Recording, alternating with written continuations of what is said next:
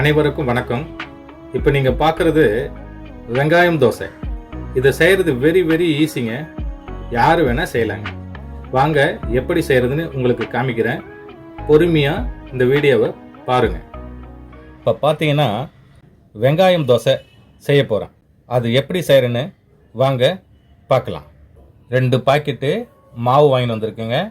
அந்த மாவில் ஒரு 5 வெங்காயம் பொடிசாக கட் பண்ணி இதில் போட்டிருக்குங்க. அடுத்தது பார்த்தீங்கன்னா 5 பச்சை மிளகா, 5 பச்சை மிளகாவும் இந்த மாதிரி பொடிசாக கட் பண்ணி இதில் போடுறோங்க.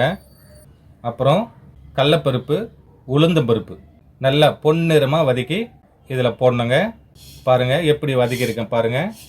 உங்களுக்கு எவ்வளோ தேவையோ அவ்வளோ லைட்டாக இந்த மாதிரி வறுத்து இதில் போட்டுடணும்.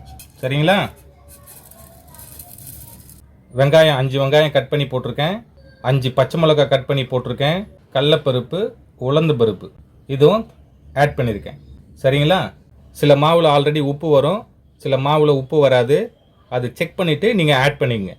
நீங்கள் தேவையான அளவு உப்பு ஆட் பண்ணிக்கலாம். சரிங்களா? நான் உப்பு ஆட் பண்ணியிருக்கேன். இப்போ எல்லாத்தையும் மிக்ஸ் பண்ணுவோம்.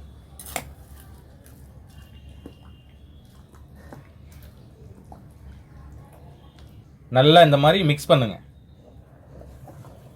வெங்காயம் தோசை ரெடி பண்ண போகிறேங்க. அதுக்கு தான் இந்த மெத்தடு. நல்லா மிக்ஸ் பண்ணி வச்சுங்க. இப்போ ஒரு 2 நிமிஷம் அப்படியே ஊறட்டும். இதில் இந்த வெங்காயம், இந்த பச்சை மிளகா, இந்த பருப்புலாம் போட்டிருக்கேன். எல்லாமே ஒரு 2 நிமிஷம் ஊறட்டும். ஊறின உடனே நம்ம தோசையை ரெடி பண்ணுவோம். 2 நிமிஷம் ஊறினா போதும். வாங்க தோசை எப்படி செய்கிறேன்னு பாருங்கள். அடுப்பில் தோசைக்கல் வச்சாச்சு. தோசைக்கல் காஞ்சி போச்சான்னு பார்ப்போம்.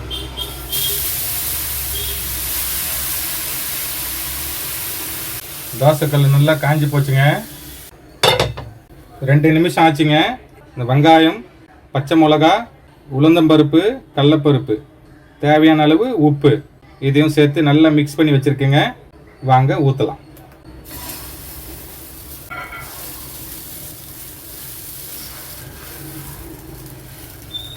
அப்படியே தள்ளி விடுங்க.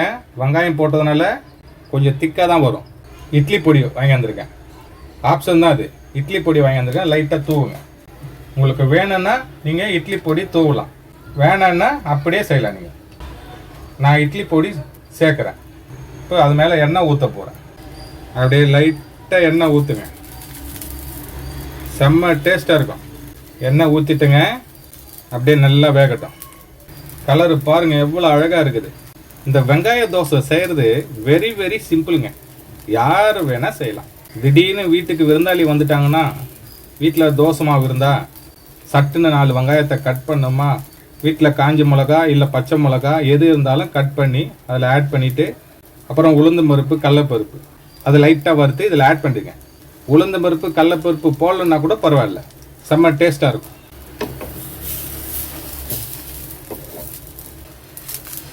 பாருங்கள் எவ்வளோ அழகாக வந்திருக்கு பாருங்கள். இது நான்ஸ்டிக் தவா, அதனால் ஒட்டலை. ஒட்டிச்சுன்னா நீங்கள் தோசை கரண்டி போட்டுக்கோங்க. ஒட்டாதனால நீங்கள் பாருங்கள் எவ்வளோ அழகாக வருது பாருங்கள். இதை அப்படியே திருப்ப வேண்டியது தான். அவ்வளோ அழகாக அப்படியே திருப்பிடலாம். உங்களுக்கு திருப்ப தெரியலன்னா இந்த மாதிரி தோசை கரண்டி வச்சு திருப்புங்க. இந்த பக்கம் பாருங்கள் எவ்வளோ அழகாக வெந்திருக்குது. கலரே எவ்வளோ அழகாக இருக்குது பாருங்கள். இதை செய்கிறது வெரி வெரி சிம்பிளுங்க. மேக்ஸிமம் 5 நிமிஷம் தான். பேச்சுலர்லாம் பார்த்தீங்கன்னா கடைக்கு போயிட்டு 2 பாக்கெட்டு மாவு வாங்கணுமா, 4 வெங்காயத்தை கட் பண்ணோமா, 4 மிளகாய் கட் பண்ணோமா, போட்டோமா, இந்த மாதிரி சுட்டு திருப்பி சாப்பிட்டு போயிட்டே இருக்கலாம். ஆஃபீஸு கூட எடுத்துன்னு போகலாங்க. அவ்வளோ டேஸ்ட்டாக இருக்காது.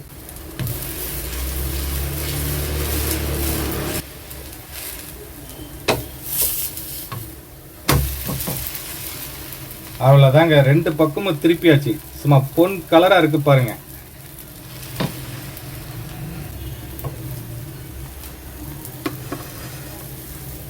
பாருங்கள் எவ்வளோ அழகாக இருக்குது பாருங்கள். யார் வேணால் செய்யலாங்க. வெங்காய தோசை வெரி வெரி சிம்பிளுங்க அது செய்கிறதுக்கு.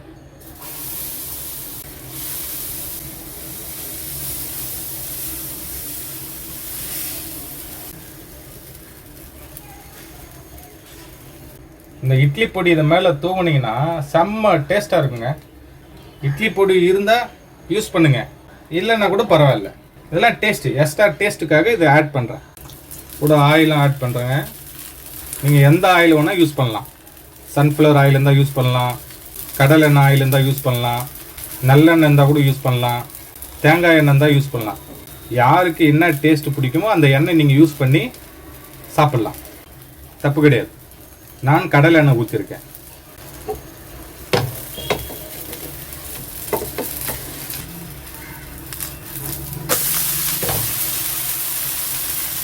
உங்கள் வீட்டுக்கு திடீர்னு விருந்தாளி வந்தாங்கன்னா இந்த மாதிரி 2 தோசை ஊற்றி கொடுங்க. சட்னியே தேவையில்லை இருக்குது. சட்னி இருந்தாலும் ஓகே தான், இல்லைன்னா கூட அப்படியே கொடுத்தா கூட சாப்பிடுவாங்க. பசங்களுக்கும் ரொம்ப பிடிக்கும் அந்த தோசை. நீங்கள் அழகாக செய்து கொடுக்கணும்.